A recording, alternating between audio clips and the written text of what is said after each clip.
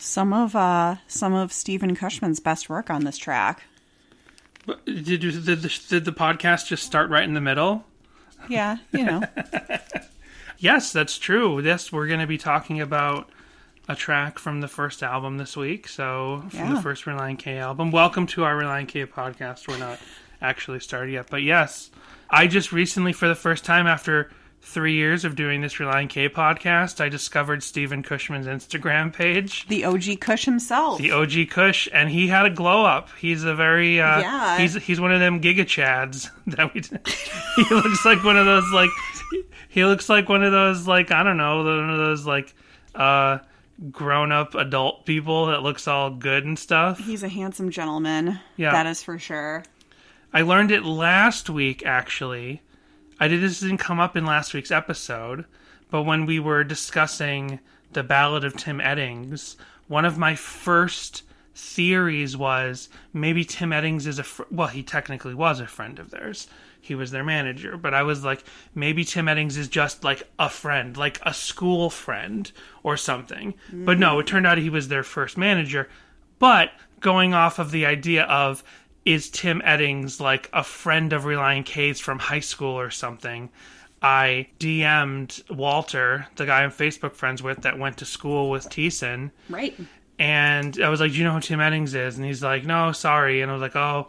And I was like, never mind. It says right here on Genius he was their manager. Well, then I'm talking to Walter, and he's like, yeah, have you checked into Stephen Cushman? And he's like, he's married to a lady.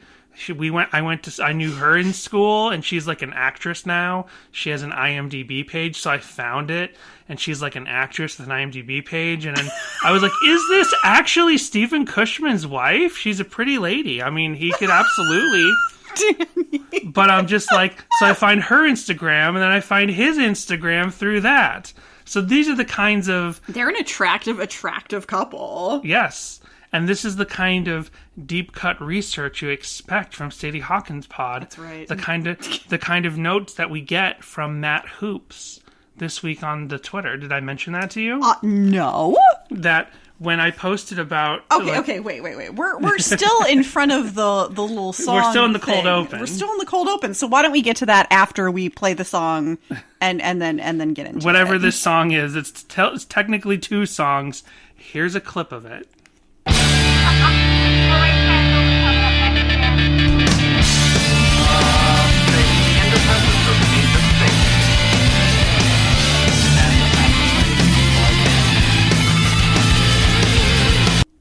Hello, everyone, and welcome to Sadie Hawkins' pod. All right, now let's dive right back into top of the show business. So, I'm looking. Hold on. I'm scrolling back. This was like a week ago, but we have so much interaction on Twitter. I have to go back.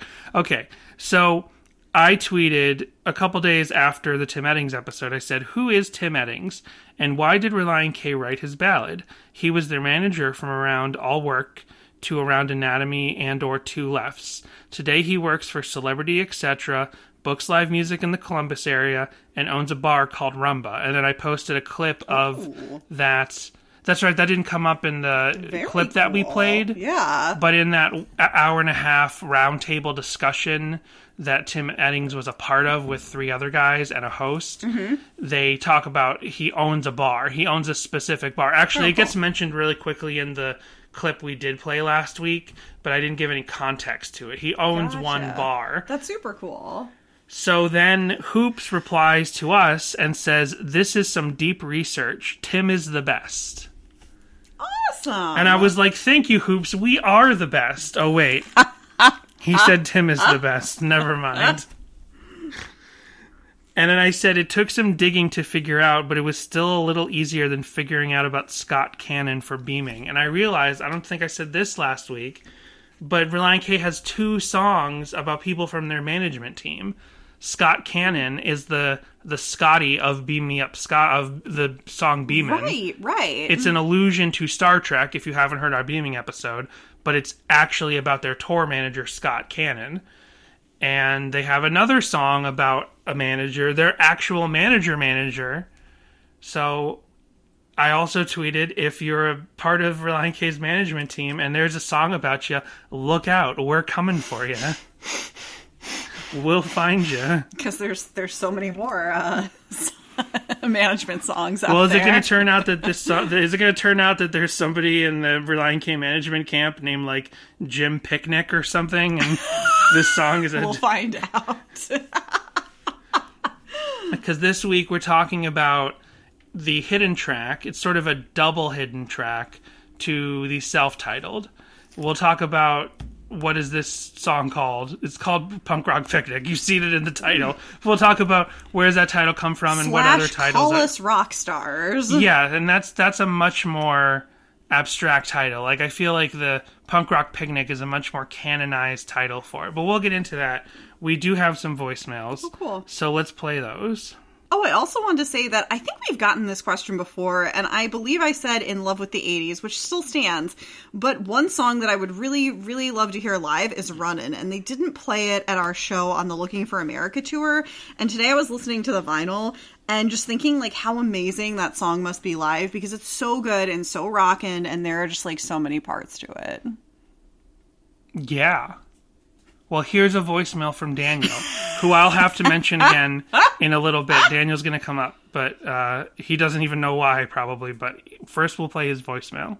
Hey, guys, it's Daniel. I wanted to follow up on something on From End to End. When you mentioned that there's like a couple parts where Teese's voice sounds really weird, there's actually, I don't remember the name of the guy, but there is a guest vocalist on that song. Obviously it's not like a feature like you would do nowadays, but like if you look in the liner notes, it does say additional vocals on that song by some guy that I can't think of the name of right now, from some other band, I think. So I think those spots where like kind of got more vibrato in the voice, I think that's that other guy, because there's just not too many times where TC has any sort of vibrato really in his voice at all. And then I was going to say something about the round on Ballad of Tim Eddings. It's not a round really, because a round is when you like are singing the same thing, but just at different times over each other, and they're not really doing that. They're just singing different things at the same time, so it's more of like vocal polyphony kind of.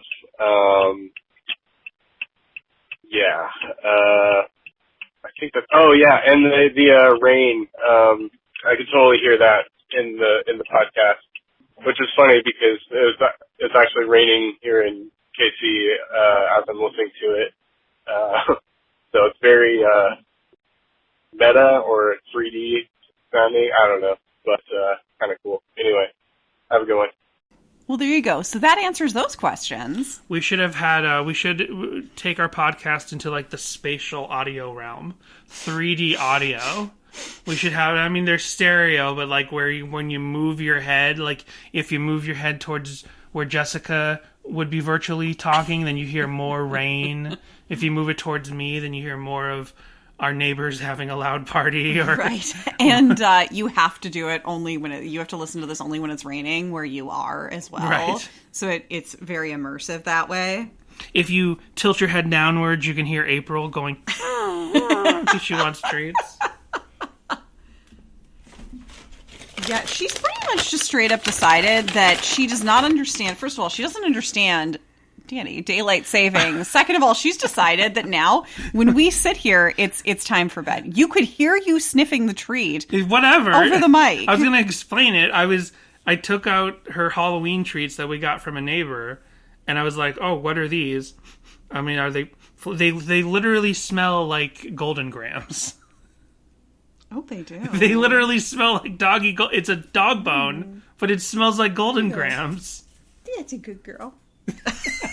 She's like, I know you have the other half up there. Jessica took it. Jessica gave it to April. April starts to walk away, but then stops to look at me. Is like, do you have anything else for me? Right. Yeah. Saying the B word to me, not to April. To Jessica. Whatever your name is.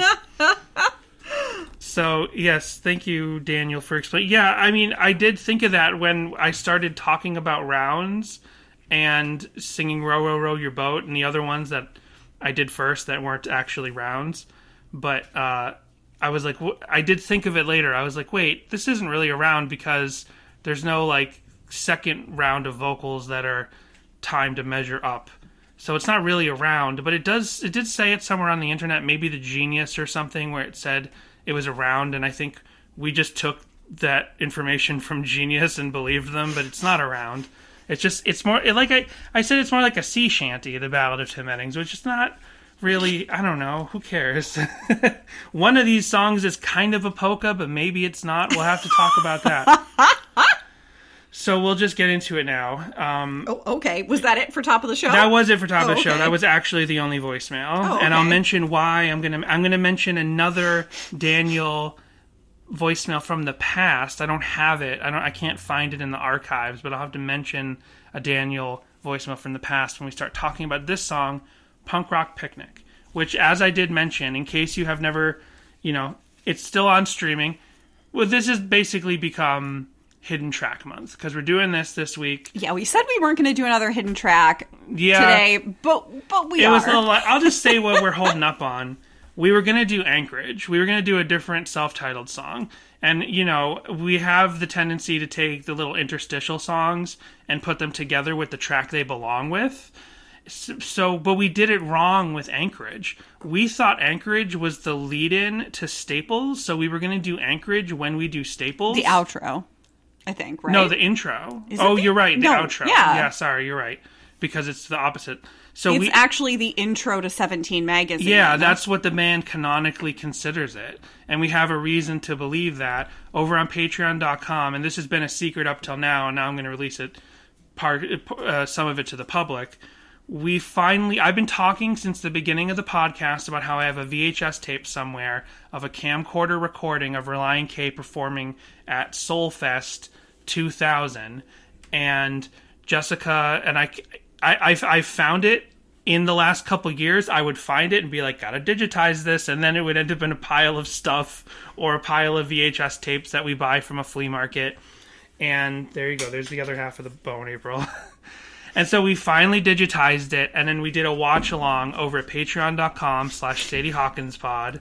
And now I'm going to release... I wanted to wait like a month so that the patrons had something special for a month. And now I'm going to release and I also didn't want to advertise it outside of the Patreon, because that felt a little like opportunistic, a little scummy to be like, we have exclusive live Relient K footage, and if you want to see it, you got to pay. That didn't feel right. Actually is, I have it was always a plan to make it available. And to keep it private, but now I'm going to make the footage public on YouTube for everyone to see. I posted one clip of it in the last couple weeks of where they're goofing around about ska music at one point, but I'll make the whole concert available.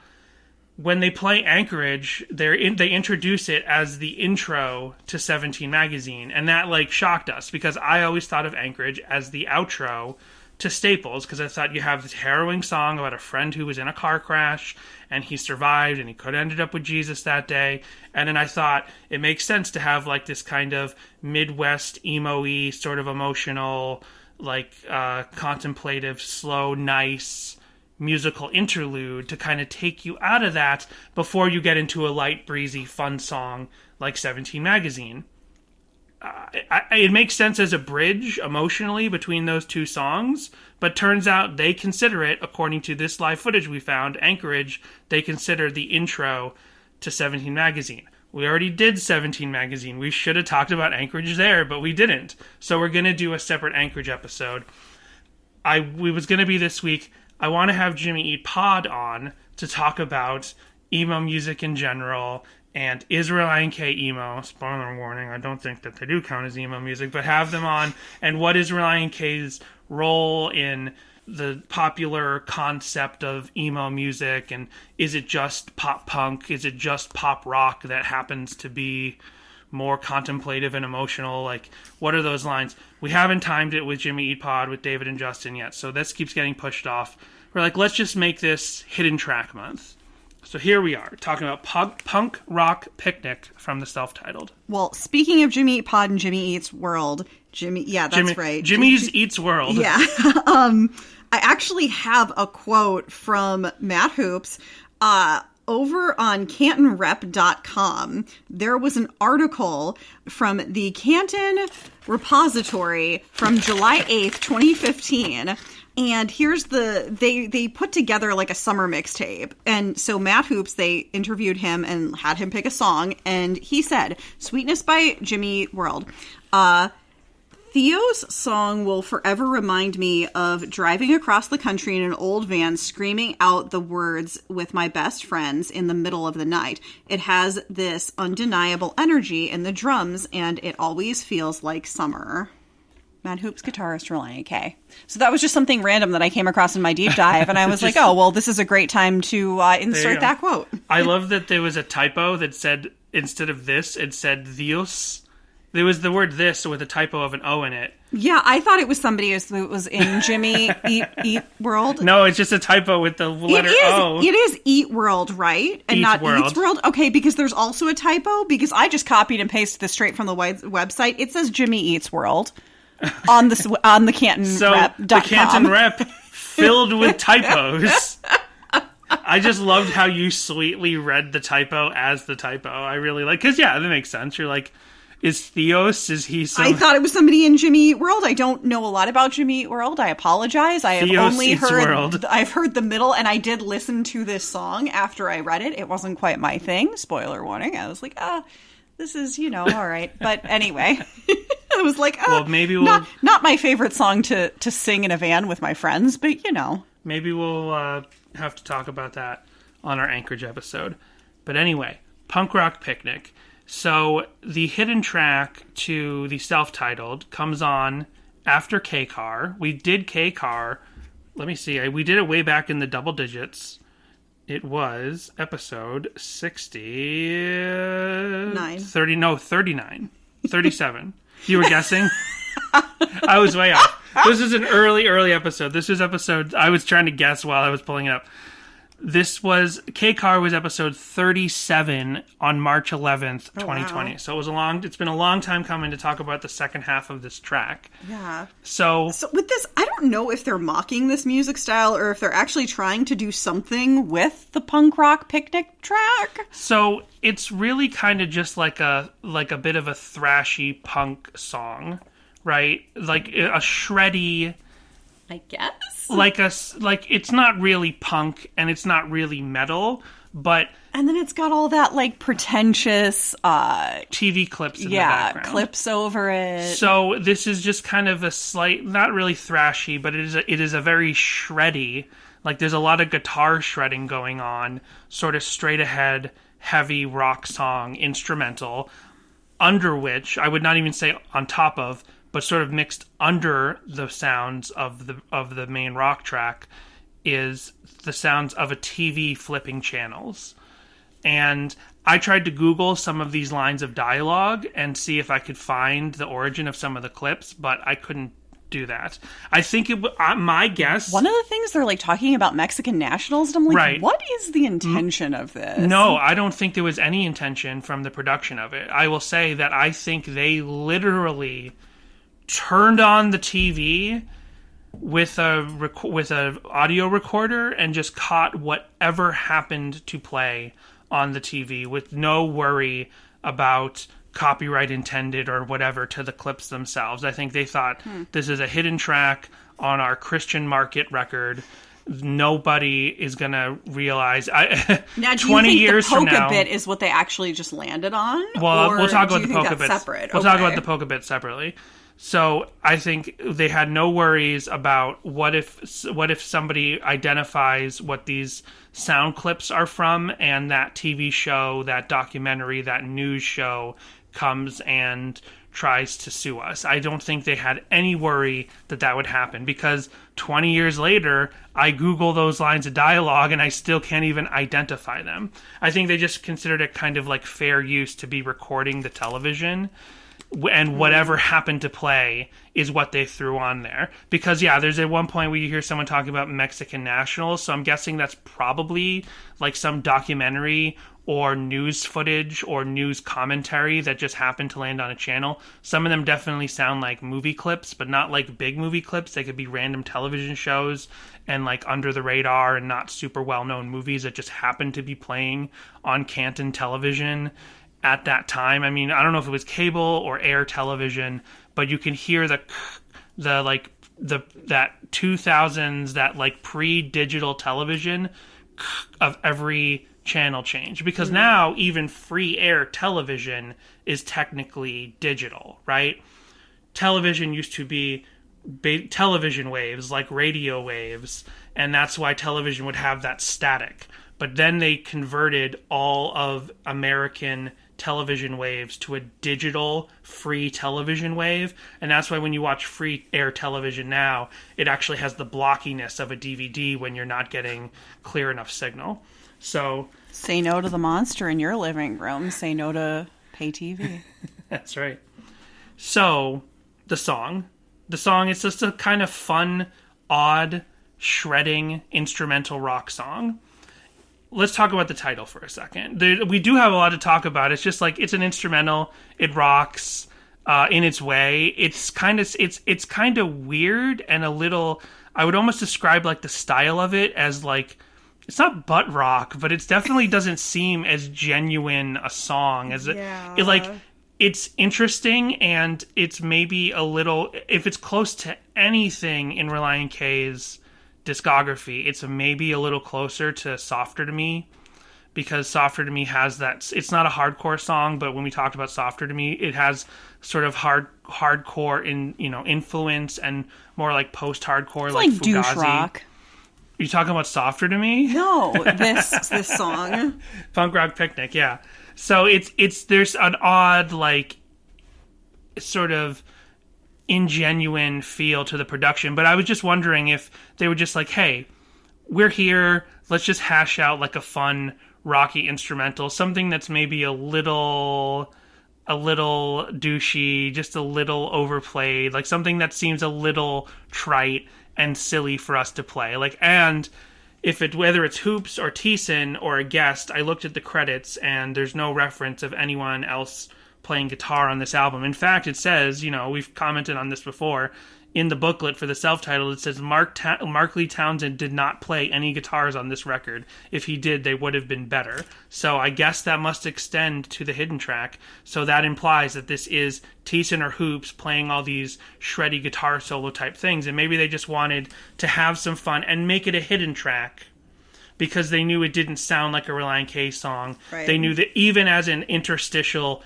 joke song, this might not have represented the band properly. Where, yeah, they can do a Anchorage, or they originally intended to have the Ed Sullivan cover. All of that could have been interstitial tracks that you knew would have been jokes. But maybe they were afraid that if we do this as like kind of a joke song later in the track list, people might take it too seriously, so let's make it a hidden track. And maybe they even more so wanted to layer it with those television sound effects, that television playback, to just give that extra layer of, this is a little ironic. We don't want you to take this seriously as us rocking and jamming out on our spare time. Like, we're just doing this because it's kind of a larf. It's kind of a goof. It's kind of a goof to do this slightly butt rocky, heavier, shreddy song at the end of the album. Now, there's two things to talk about, and they kind of connect together. The song is called Punk Rock Picnic. I tried to do our reputation to Matt Hoops proud and do some deep research, but there wasn't a lot of information out there.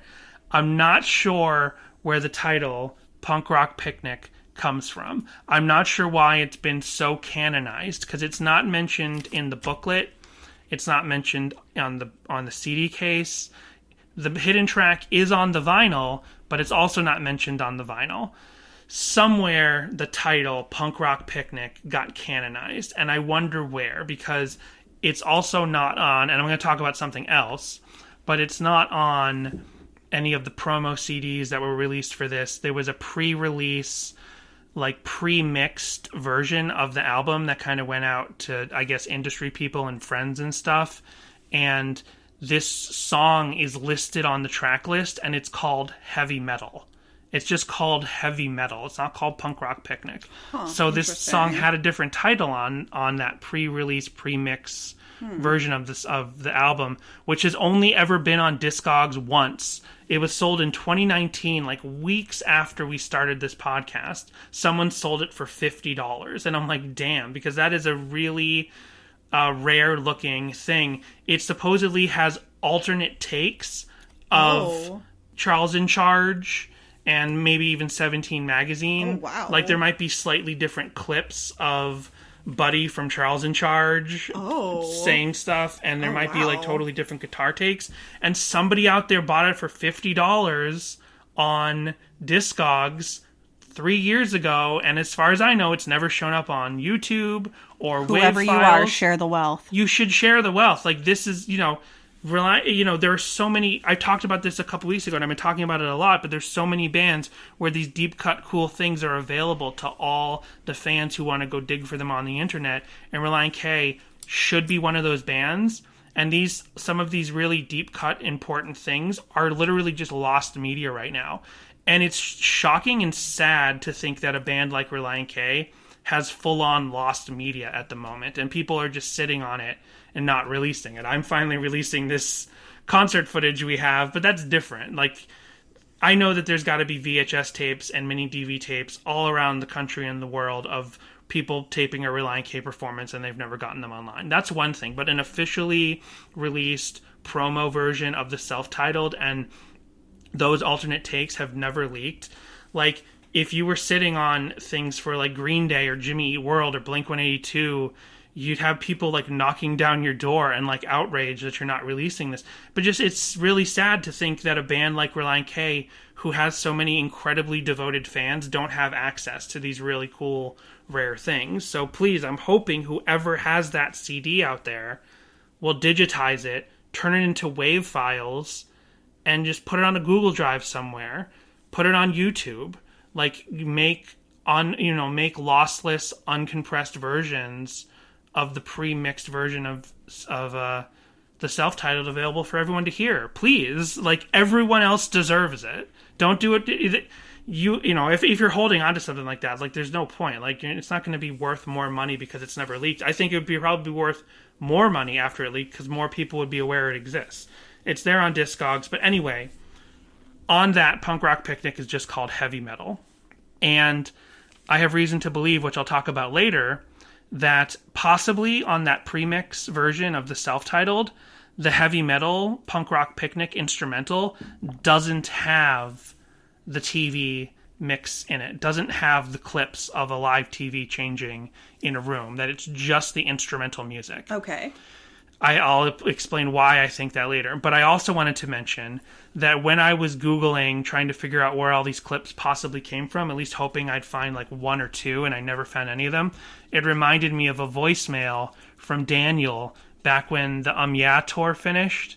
And he called with a lot of points that week, and we hit on most of them, but we missed one that he asked, where it was like all the movie clips they play in the room before every Yeah performance. You hear a TV changing.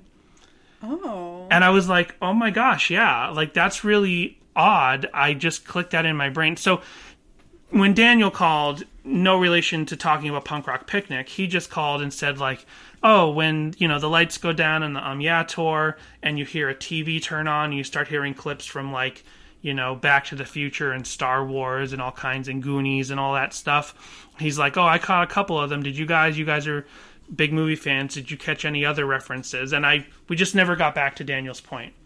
But then I thought about it, and I'm like, wait, this is the same thing that happened on Punk Rock Picnic, except obviously they designed that opening audio from the Yeah tour. They designed it to be like a TV changing and happens to be playing all of these classic movies. Right.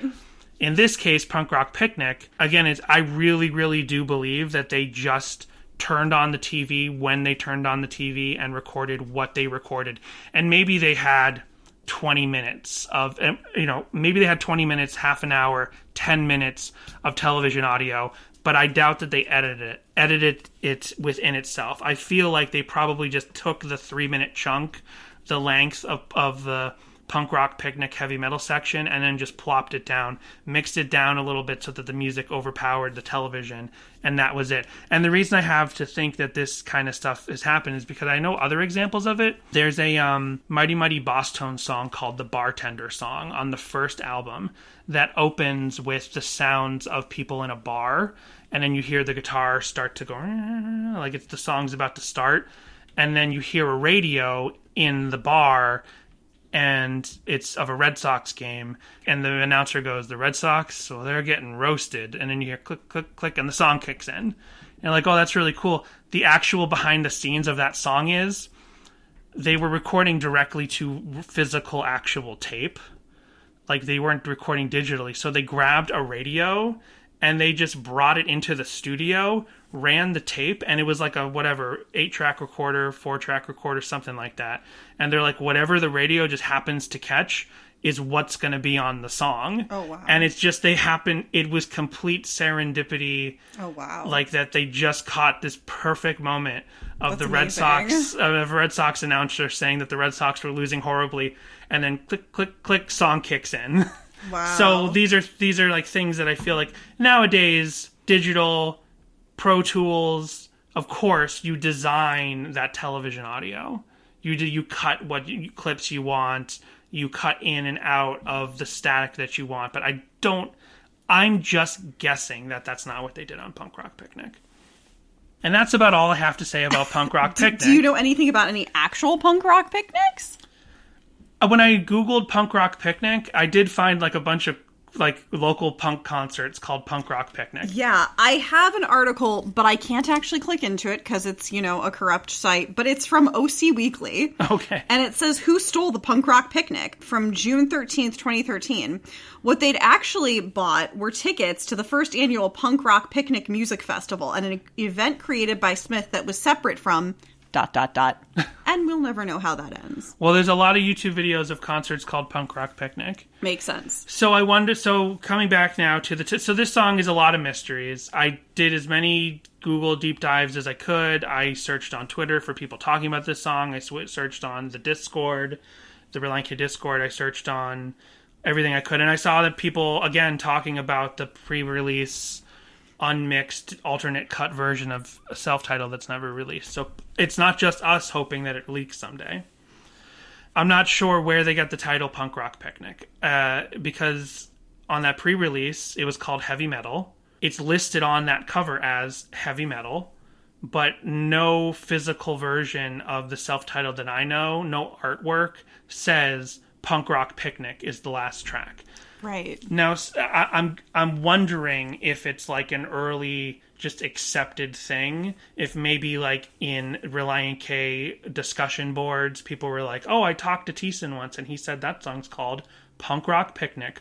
Or I wonder if there's other like press material for the first album that is like totally lost that says there's a hidden track called Punk Rock Picnic. I think it is official in some capacity. Yeah, because I definitely came across things that were like Punk Rock Picnic / Call Us Rock Stars. Rock Stars, all one word. Right. But that's what's funny is that there are two titles, because this is a double hidden track. We'll talk about the polka in a minute, but once the shreddy punk rock heavy metal, faux punk rock heavy metal thing ends, it fades into some live audio of a real polka performance that is definitely not Relient K. Right. But it's funny that there are like Reddit posts and people discussing the idea that the polka section has a title called Call Us Rock Stars. I had never heard that before we started doing this deep dive. Yeah. So it makes me think even more that this is some like apocryphal, although just calling something apocrypha, I mean, we're a Christian podcast, so this might be blasphemous, but just saying something's apocryphal doesn't mean it's not necessarily true. It just meant it's like outside of accepted canon or outside of like known norms of the discussion. I'm like, who and where did the phrase "call us rock stars" for the polka section, where did that come from? I can't find any reference to that. Now, Punk Rock Picnic on Discord, I figured out this trick. Sorry, not Discord, sorry. Discogs. You don't have to edit that out. You can okay. Jessica was looking at the time code like, can I edit that? No, it's okay. On Discogs, I figured out this trick recently where Discogs has a very well-crafted search algorithm. This came up when we talked about Fallen Man. I discovered that on Discogs, and this is just a tip for anyone who's out there searching for music or searching for certain records and stuff. If you type in the name of the band and the name of the song as a single search result, it will just show you every album that song by that artist is on. It won't work if the names are too generic, like if you're looking for the song Bad Company by the band Bad Company, it's not going to work because it's just going to show you everything by Bad Company twice. But the words Relient K, Punk Rock Picnic are distinctive enough that when you type it into Discogs, it gives me every specific pressing of the self-titled that references the title Punk Rock Picnic in the track list on Discogs. That, as far as I can tell, doesn't mean that the title Punk Rock Picnic is printed on all of these pressings, if at all. It just means they're acknowledging, someone who edited that Discogs page for this particular release put the title Punk Rock Picnic in as the hidden track. And there's no notes in the liner notes or anything at all about this? No. So... I guess not, because it's a hidden track, so they want to keep it hidden.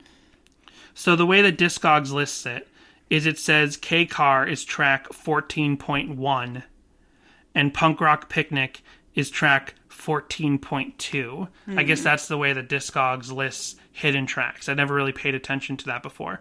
It's also, Punk Rock Picnic is listed on the Record Club edition of this album, which is, different barcodes, so it has its own page.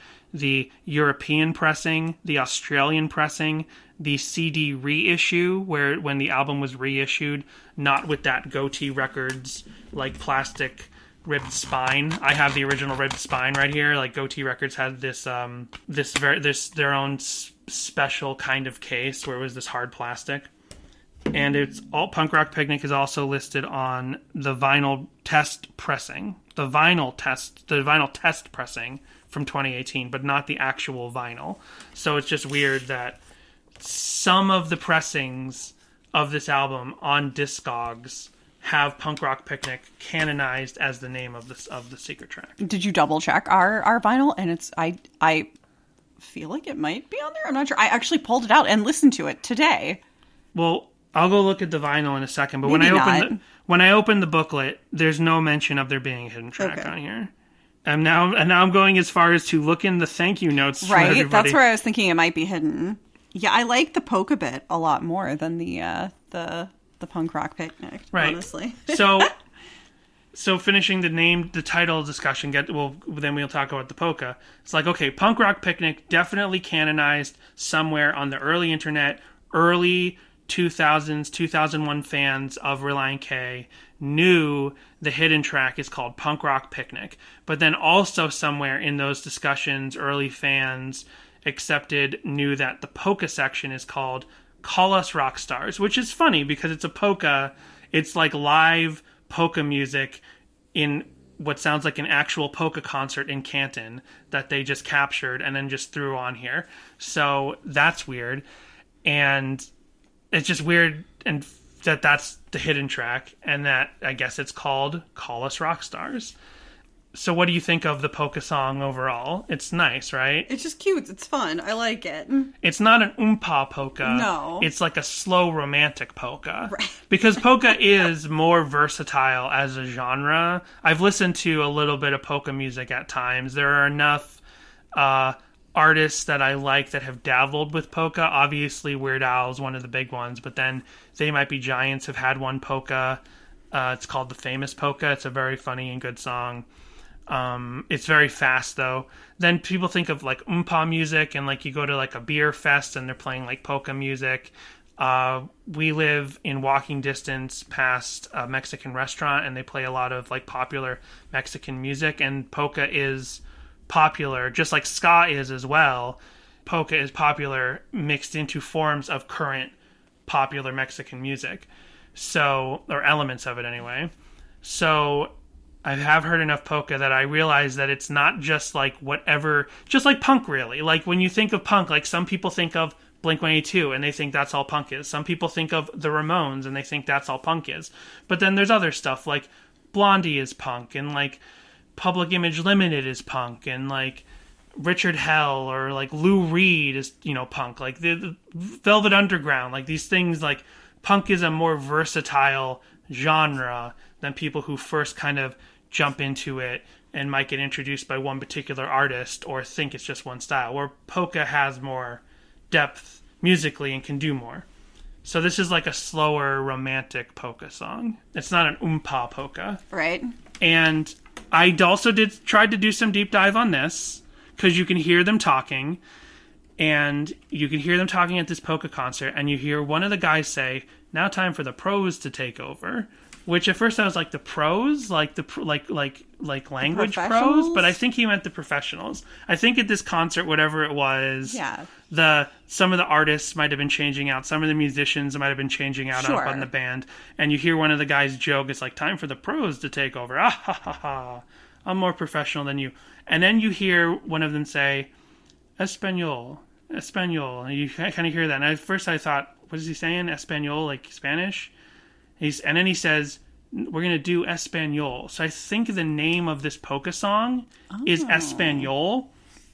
So I started searching for as many polka songs as I could find called Espanol, which became very difficult because, as I mentioned, polka music is a big influence on vital, current Mexican music. So just typing in Espanol polka gives you all the polka in the world from Spanish countries. So I really had to do some like Boolean search tool stuff. Right. I didn't get anywhere very good, but I did find that there is a polka song called Espanol. Okay. And it has a specific traditional dance set to it. I found multiple YouTube videos, and I found like 3 polka artists that have covered this song.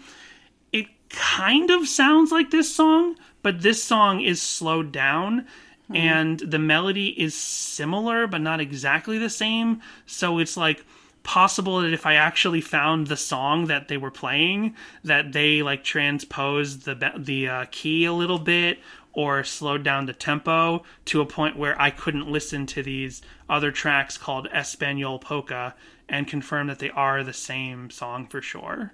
Interesting. And you can't Shazam it or Soundhound it because it shows UK car. It literally it goes for the master recording, not the melody itself. Now, were any of these bands Gus Polinski and the Kenosha Kickers? No, but there is a different polka artist from Ohio. Because they're real big in Sheboygan. Oh, this is a movie reference. It's the polka king of the Midwest himself. Oh, well, when you say polka king, polka. I know exactly what you're talking about when you say polka king. Oh, man, I really just deceived myself by not getting your Home Alone reference right away. This is the second time I have made that Home Alone reference on this podcast in 100 and what are we at now? However many, 140 episodes. I know Polka King, and I know polka. And I know John Candy somberly telling the mom from Home Alone that her son won't hate her forever. That's all I know. So I continued to try to figure out a few more things. No real, like, definitive breakthrough moments. But at the end of this polka track, and by the way, we haven't talked about what... Now, I have my theory on what the television chatter is in the background of Punk Rock Picnic. So what my main theory is of this polka section, if we call it Call Us Rock Stars... What my theory is of what this is and why it's on here is they're in Canton. At the end of the track, you hear one of the band members, I guess the band leader, start to talk about how they have a song about the Cleveland Browns. Do they play this on the radio here? Did you not get this far into the hymn track? No, I got that far. It's just I listened to it on the vinyl, and it was really hard to decipher what they were saying. Okay. So at the end of the track... This song, whether it's called Espanol or whatever it might be called, it's done. The band leader says, Do you hear my song? Have you guys heard my song on the radio? It's about the Cleveland Browns. Do they play that here in Canton? Well, let's play it right now. And then the song fades out. The track on the Relient K album fades out before they play the polka song about the Cleveland Browns. I heard him mention Canton. Right. Which, I guess, polka, big in Canton. I think polka's big everywhere. I mean, yeah. There's in my deep dive, I came across the Polka American Citizens Club in Canton, Ohio. And also an article on top 10 polka bands for hire in Canton, Ohio. I think polka is just a really big lower to middle class activity. I think people just love polka. I think polka is a cultural milestone. People loved it back in the day, but I didn't know it was still a big deal. I guess we know when I typed in Brown's polka, I found marriage footage. What do you call the party at the end of a wedding? Reception. I found reception footage of a family whose last name is the Browns. Dancing the polka at their wedding. Funny. And this is footage from the 80s or the 70s. Nice. And they put this, someone put this footage of their family archival on YouTube. So it seems like this is... I think it's just a cultural thing. I think it's just big, especially if you're Polish or... Right, and you're what generation of immigrant you are to America. Yeah.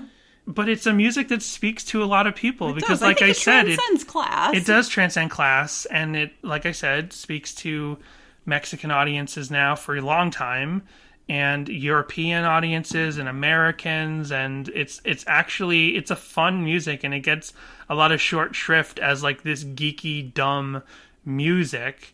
But I think culturally it has more going on. There's different styles you can do within polka, just like I mentioned punk rock, but also ska. Ska has multiple different styles within it, and yet people think it's only the corny, fast third wave ska that they remember from the 90s. So what I guess my theory on what's going on here is one of two things. Either a family member or close family friends of the members of Relient K, because we know Thiesen's family has been very musical. Right. Maybe Thiesen or close family members like his aunts, his uncle, someone from extended family might have been playing in that polka band at that polka show, and they had video or audio recording of it, and then Thiesen or even Hoops, anyone could have been can we take that song? It's just nice. We want to kind of end on kind of a goofy, another tongue-in-cheek moment, to put a polka song at the end of our Christian pop-punk record would be really fun, to just put a polka song from an actual polka performance in Canton. He mentions Canton. That's probably why they picked this particular clip, because they mention the town they're from, and it's sort of some hometown love to have this sort of ironic clip of a polka band at the end of your pop-punk album that mentions your hometown. So I think it could be that, or it could just happen to be a concert they happen to go to, and they happen to have, and they happen to have this audio, and they own the audio, and maybe they cleared it with whoever the band is, which also makes me wonder, darn, I wonder if we could deep dive into the copyright registration of this album, the ASCAP of it, and see if anyone else is credited for the music and the hidden track. That wasn't something I thought to do. I'm not good at doing that. David Park gave me advice on how to do that once, and I was not good at it. I was not doing the right search terms. It's not a simple tool to do that. It didn't feel simple for me to do that. So that's what I'm thinking. But one other thing I did try to do, I mentioned it before, was search Brown's polka. What's a song? Because he says at the end of this clip, at the very end of the hidden track on this Relient K record, the guy says in the polka concert, he says, "Have you ever heard my song about the Browns? Have they played it here in Canton? Let's play it now." And he says, "I wrote this song." So I'm okay, it should be pretty simple for me to Google. Did you try Cleveland Browns polka? I did. I tried every aspect of it. And I found a couple songs about the Cleveland Browns and polka. One that stood out in context more than any other was by Frankie Spedich. Frankie Spedich, and he has a couple different records. He has a couple different, this Frankie Spedich and his orchestra, this and that. None of these are on Spotify. They're on Discogs. The records have existed, but whoever has the rights to them doesn't put them up in the streaming world. Frankie Spedich seems to have been from Ohio, because once I found Frankie Spedich's Cleveland Browns polka song, It was performed in Ohio in this one YouTube video in 1998. Oh, wow. So I'm like, we're getting real close to something. Close, yeah. The context, the things are lining up. I couldn't find a song called Espanol from Frankie Spedich, but then I looked into it, and he was like an Ohio polka legend guy, and he died recently at 90 or 80 or something. Wow, he had a long life, and he had a couple other songs about Ohio. Because since his music isn't specifically on Spotify, I went to Discogs and I looked at each of his records trying to find this song, Espanol or something like that. Instead, I found a couple of different songs that the titles reference Ohio. These records aren't even like ripped on YouTube. Like a couple of songs are, but I don't even know if any of them were pressed to CD. That's what we're talking about. Plus, I kind of discovered through this that the polka world is kind of like the jazz world. Like, we get kind of like, we think of rock discographies in this kind of box of like, you start the band Relient K and you release every album as Relient K until some such day as Relient K stops, which has never happened, just saying. Any other band, like, it's just the band name and that, and maybe the band goes off and maybe a member goes off and does a side project. That's not how like the jazz world nor the polka world works, because when I go to Frankie Spedich's Discogs page, there's Frankie Spedich and his orchestra, there's Frankie Spedich and it was something like the Americans or Frankie Spedich and the Yanks.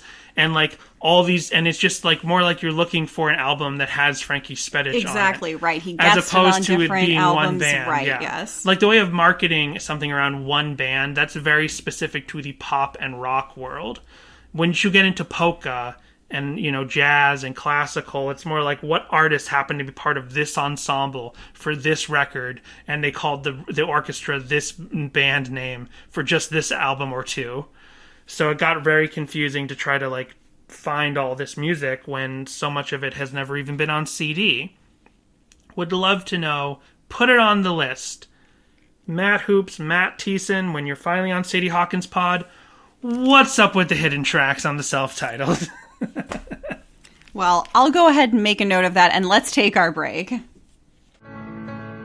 Thank you so much for listening to Sadie Hawkins Pod. If you want to join the conversation, please contact us with thoughts on this episode, your corrections, and your Relient K memories at our voicemail line 402-95-SADIE, or send an email to sadiehawkinspod@gmail.com. You can also visit our socials. Instagram, Twitter, and TikTok are all at Sadie Hawkins Pod, where you can see the visuals we discuss on the podcast each week.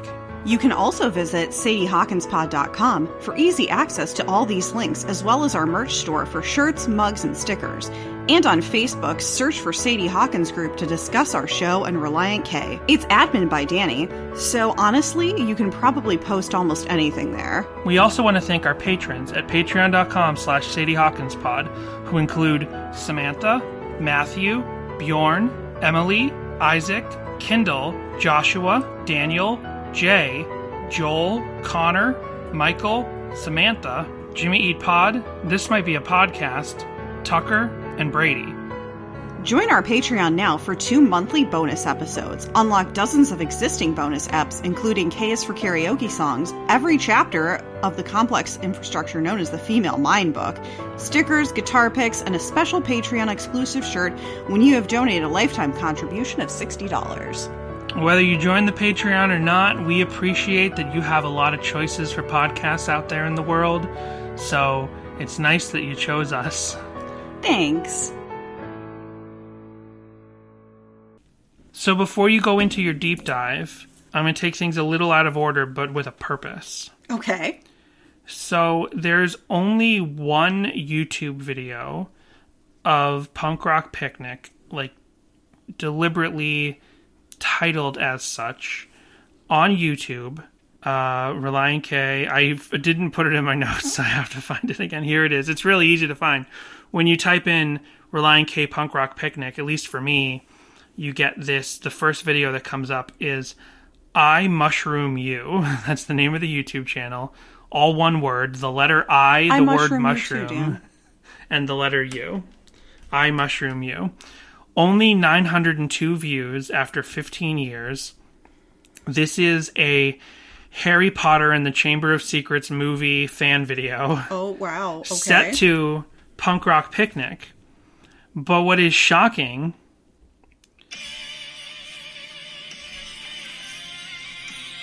is that I don't hear any of the TV chatter. Yeah, no. It's a really low compression video. Again, this is uploaded 15 years ago. Unless they spleetered it out. They could have been that simple. They might have just done that. Okay.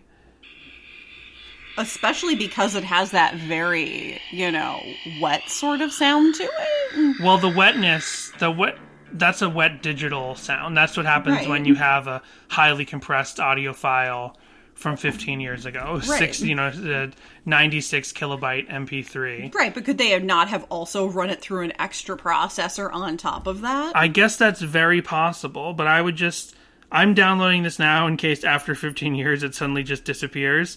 But I just noticed that when you go to the end of it, I'm putting it right up to my ear right now. You don't hear the guy talk about did you see anyone else on this beach? Right. I thought for sure that line of dialogue, did you see anyone else on this beach? I thought for sure I would be able to Google that, and nope, I couldn't. You don't hear any of that in here. So I'm hypothetically wondering if I Mushroom You had the track Heavy Metal from the pre-release version of the self-titled. Right. And this is, I gotta put my conspiracy hat on a little bit. But here's what we know here are some facts we know for certain. Relient K loves Harry Potter. They went to Harry Potter World. They make fan videos. Yes, this is definitely their own fan video. To their own And they took music. the instrumental track. Exactly. No. Here are two facts that I know for sure because we've lived these in the last 3 years during this podcast. The track Ed Sullivan, what was originally intended as the interstitial to lead into Nancy Drew, and it got cut for copyright reasons because they couldn't clear the actual cover of the song Ed Sullivan. Right. That track did exist in file trading sites in the early 2000s. And those file trading peer-to-peer sites eventually went down. And that became lost media again. Someone in the early 2000s had the pre-release version of the self-titled, whether the pre-mixed version or a later mixed version of the pre-release of the self-titled. Someone had it. Early Relient K fan digitized it. It was on Napster. It was on Kazaa. Not enough people saved it. It disappeared from the internet until Relient K's Too Sick, that other YouTube page, suddenly re-uploaded it about 5 years ago. It was lost media.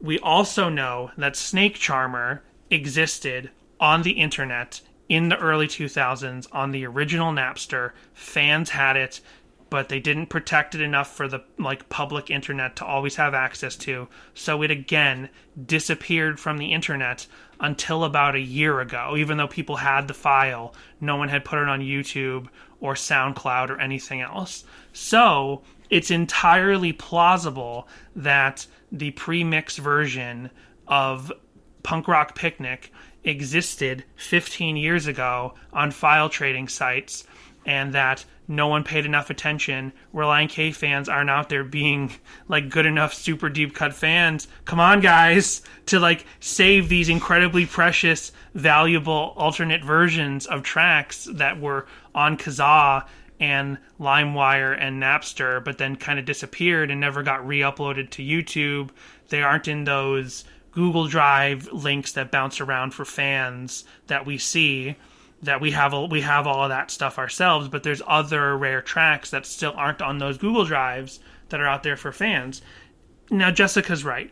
It could be as simple as it was this track for this Harry Potter fan video was compressed down so far that you suddenly can't hear the static or any of the dialogue, but you really can't hear it. Excuse me, I hiccuped. So I don't think that's it. I think that this really was made from Unless you know what, I didn't put big headphones on and really try to listen to hear if that dialogue was like way down in the mix because it was splintered out. But fascinating to find one fan video on YouTube set to Punk Rock Picnic, and it happens to possibly be an alternate version of an alternate mix of Punk Rock Picnic. So is that all you have for us? That's all I have for these tracks. No one. I didn't find any fan videos set to the polka. I didn't even find individual fan uploads of just Punk Rock Picnic, like we did for Ballad of Tim Eddings, and you can find for Silly Shoes. Like I didn't even find on the pre-Gap tracks on the various later albums. I didn't even find anyone just uploading Punk Rock Picnic on its own to YouTube, nor much less Call Us Rock Stars. So we'll end on the deep dive then.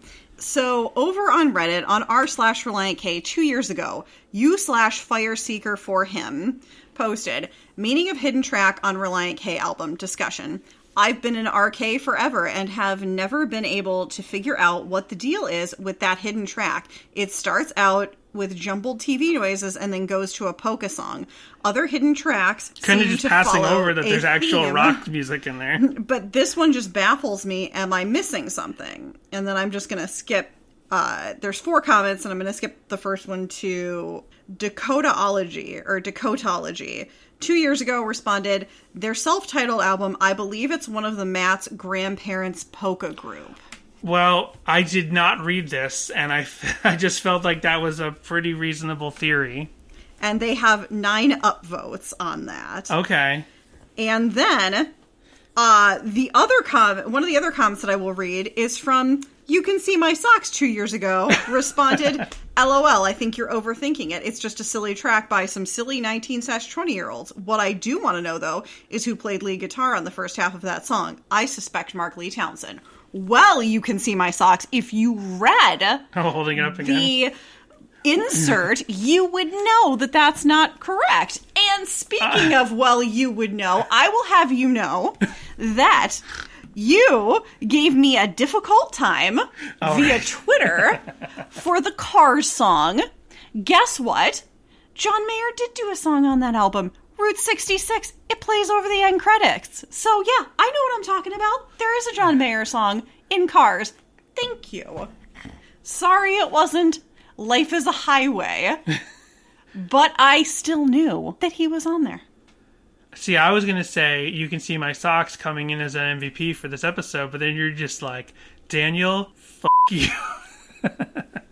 But I'll say, I also wondered, when I wrote my notes earlier, I wrote it right here. I agree with Daniel. Well, let me see my notes. I had it on another page. I wonder who really played on it. That's what I wrote down.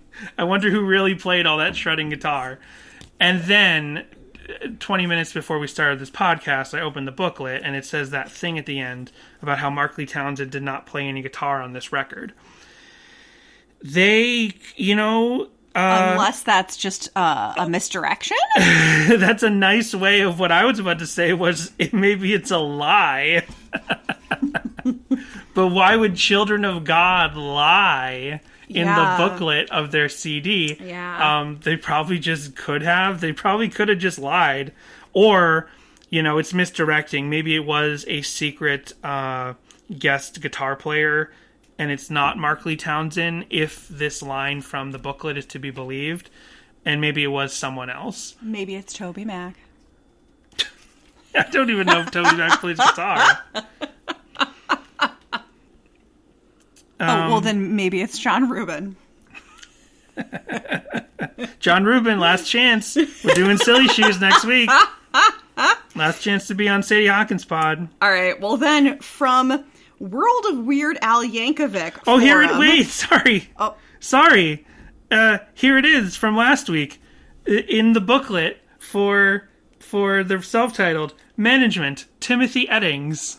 It's right there. Well, boom. It's right there. Management Timothy Eddings, and then what I'm guessing is his street address.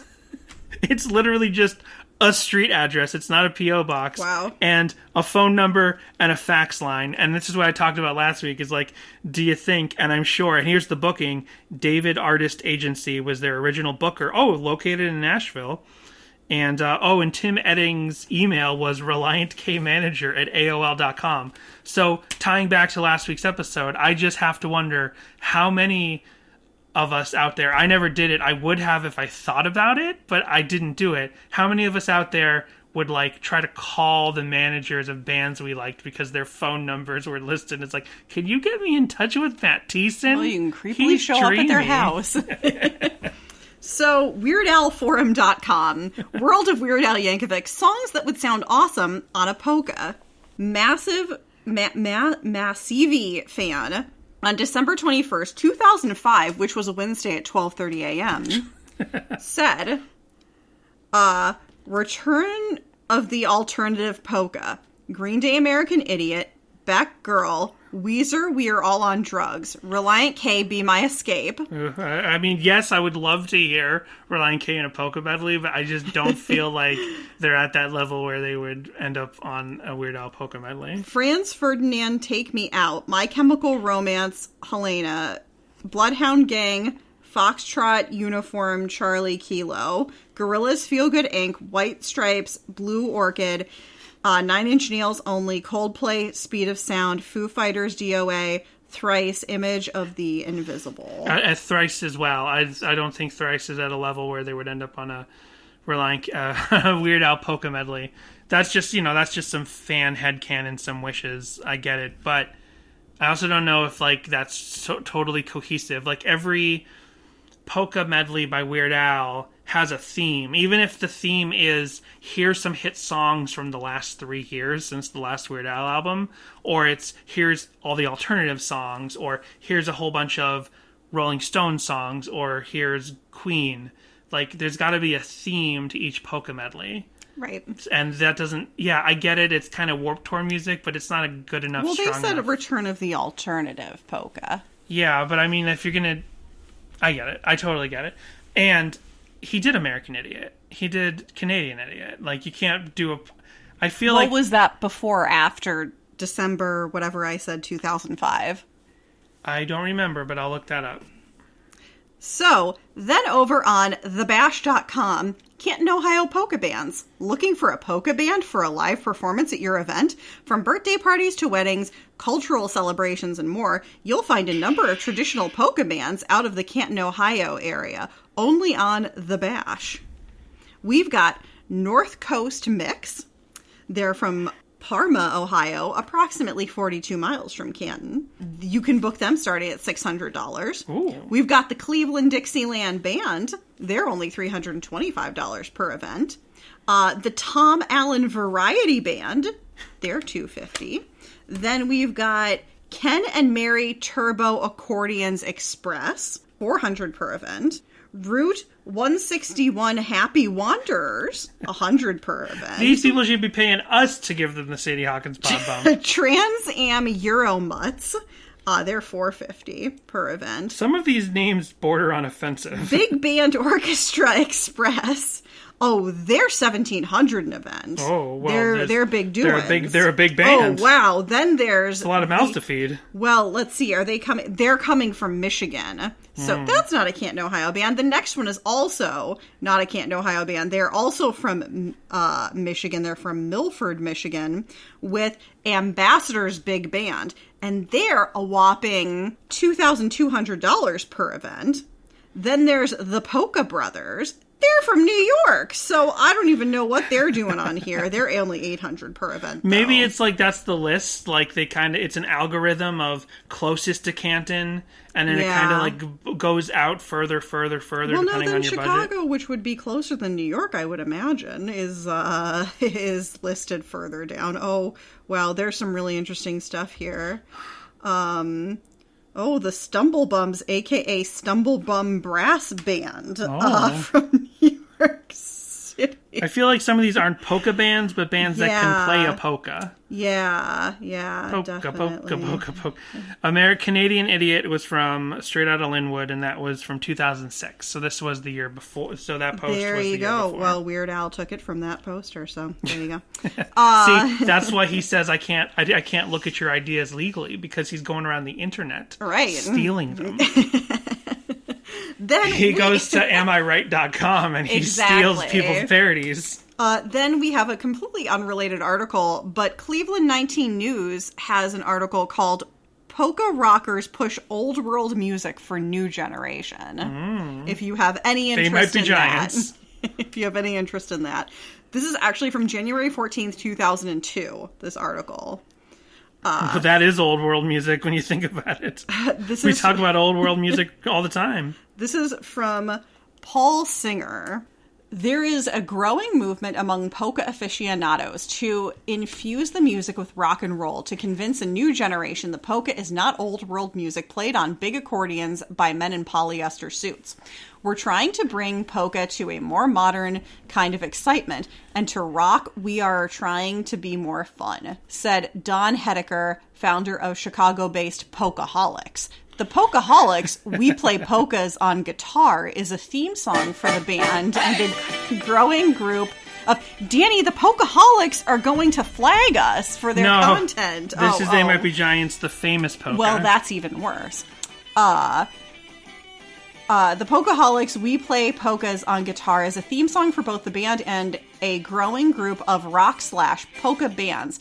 It is played in the traditional umpapa two-step polka rhythm, but faster, louder, and with electric guitar and electric guitar lead instead of an accordion.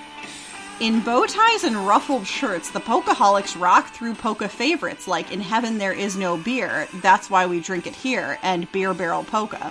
The music is partly a spoof of polka stereotypes, poking fun at the traditional elegance of polka, kielbasa, and beer. For instance, the Happy Schnapps combo, based in Manitowoc, Wisconsin, leads off its 1999 album, Beer Muscle, with a surf party, guitar polka, called We Can Get Drunk Then Use. We Can Get Drunker Than Use. We Can Get Drunker Than Use? Yeah. But in groups like YOUSE. But in groups like the Polkaholics, Brave Combo from Denton, Texas, and Kick from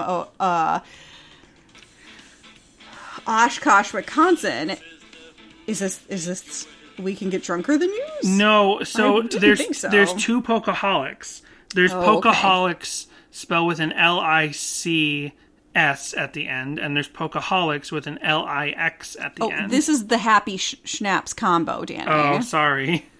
Happy Schnapps combo? Yeah. How do you spell schnapps? Or schnapps, depending Happy on how you want Schneck combo. spell it. SCHNAPPS. Oh, I found it. They only have one song on Spotify. Is it We Can Get Drunker Than Use? No, it's called The Bears Still Suck. Of course.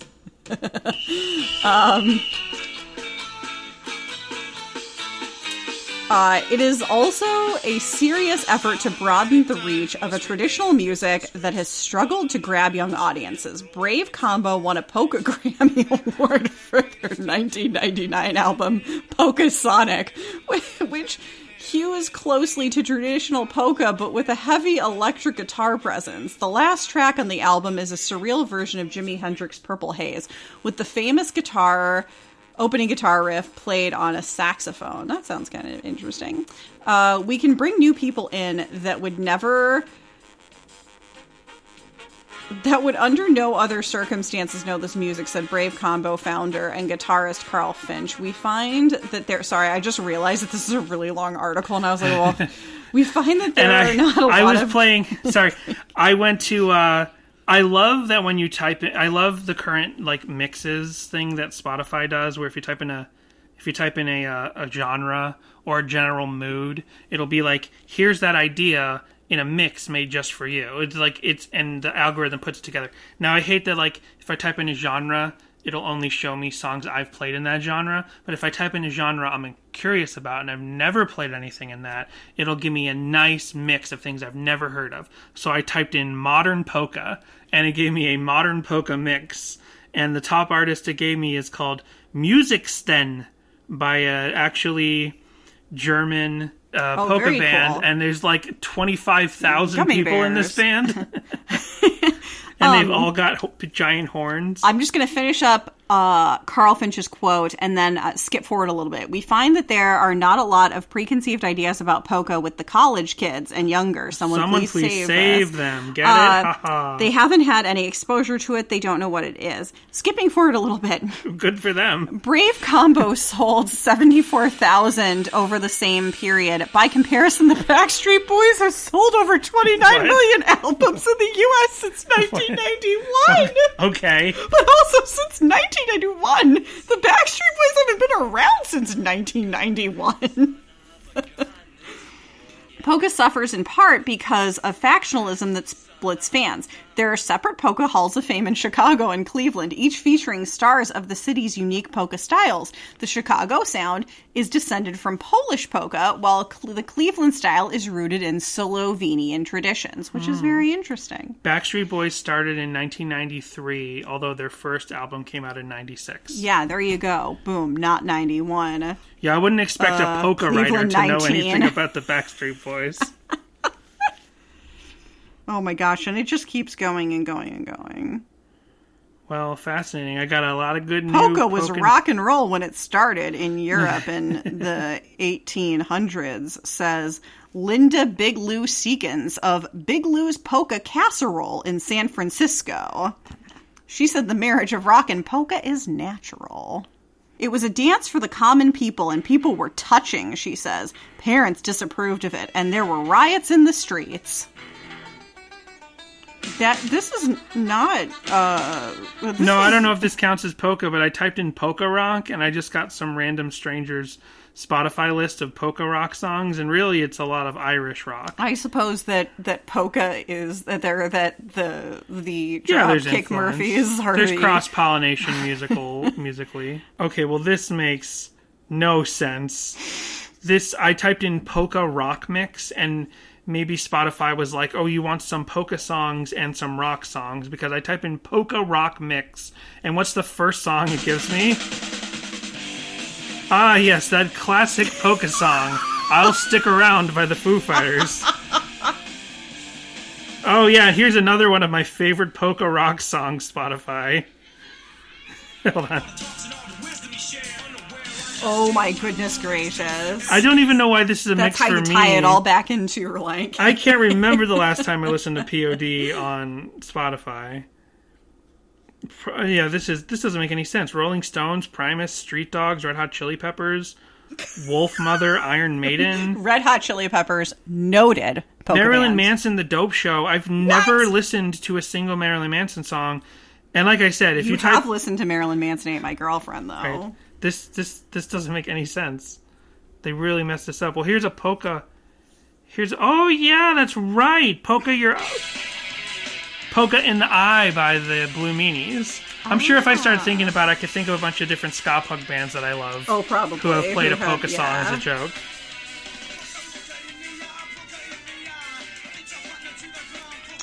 Well, Dan, over this, do you like this song or these two songs? You have more. I have something to end on underneath. Oh, okay. And it's very appropriate as something to play underneath. All right. Are you familiar with the type beat concept? The Blink-182 type beat, etc.?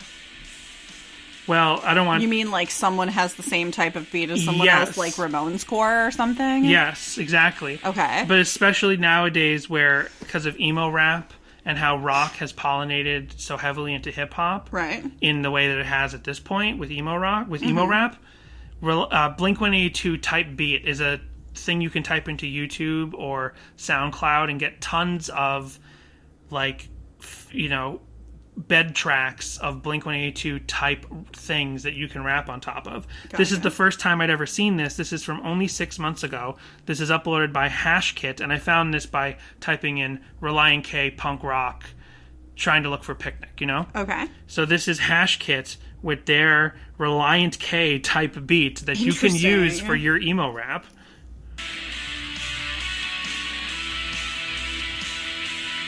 This is by BeatStars, I guess.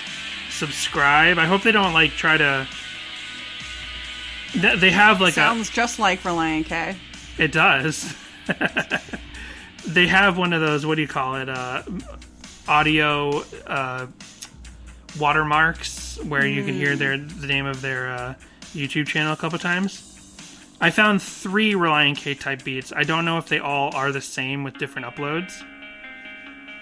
Well, this is more like Blink-182. I was about to say. On a Friday night, I work alone. Yeah. He always says, I wore cologne, but I thought he said, I walk alone. I did too. Yeah, I was like, that never made sense until I looked up the lyric, and he's like, he wears cologne. This is from Tanner Shot Me. Oh no. This is a Blink-182 Relient K type beat you can get. And here's the last one. Oh, wow. Stranger Things. My fire, my one desire. Speaking of Backstreet Boys. So this is another punk rock Relient K Blink-182 type beat by Tanner Shot Me. So we'll use this. If you say so. Jessica. Yes. We'll approach this as 2 separate songs. What do you think of... You were going to ask me, so you asked me. I just took this out of your mouth, so you say it. Well, you usually do the end bit. Yeah. So what do you think of... What's the first one called? Punk Rock Picnic. We didn't talk about my experience with this song, but I never listened to this song growing up. I never, ever listened to it. I've hardly ever listened to it. Yeah. I just never was interested in getting to the hidden track on the self-titled. We talked about how I barely ever... Silly Shoes is the hidden track I listen to the most, but I barely ever listened to Skittles and Combos in its time. I basically never listened to this. So I do like Punk Rock Picnic a little bit more than ever because I've given it more time of day than I ever have before. I definitely remember, being in the car and just not paying attention to the fact that K-Car had ended. And hearing this afterwards, but I don't have a lot of strong memories surrounding it or attached to it, but I do remember it happening and just coming on eventually. But yeah, it's interesting. I like the polka a bit more than the Punk Rock Picnic. No, I definitely... We Are Rock Stars, You Are Rock Stars, whatever it's called. Right. Very well done. Call us rock stars. Yeah, it's just more fun, and if there's actually a Thiessen or a Thiessen adjacent person in there, then or it's... a Hoops or a Hoops adjacent person. Yeah, then it's technically a Relient K song. Even though it's a completely different band performing it. And it also brings to mind something I mentioned but on John Linnell, one of the guys from They Might Be Giants, on his solo record, it ends with 5 minutes of real life audio from a local town parade. Interesting. He writes the song around the beat at the beginning of the clip, around the beat of the drum line. He writes a song that he places on top of this real audio of a parade, but then when his song ends, the audio of the parade just continues for another 5 minutes. And interesting and pretentious. Interesting and pretentious, but I could easily listen to that whole track. Of course you can. And it's 6 minutes long, but it's just so fun to listen to people out and about having a nice time after you've heard of They Might Be Giants' adjacent song. So it's just really nice to hear a bunch of people in Canton having a nice time in the late 90s. Who says you can't enjoy yourself in Canton? Yeah, so Clearly I love... these folks are. In Canton, you can enjoy yourself if you're into polka. I love this song more, so... Go enjoy some polka. Love it more. Have a good week at Relient K, next album, all modern polka. Hey, have any of you folks out there, have they been playing our Brown song that we recorded? They've been playing it on the radio quite a bit. I wrote a song about the Browns. You didn't hear it here in Canton? The Browns are back? Oh, they're here. Wait, well, I'll play it for you.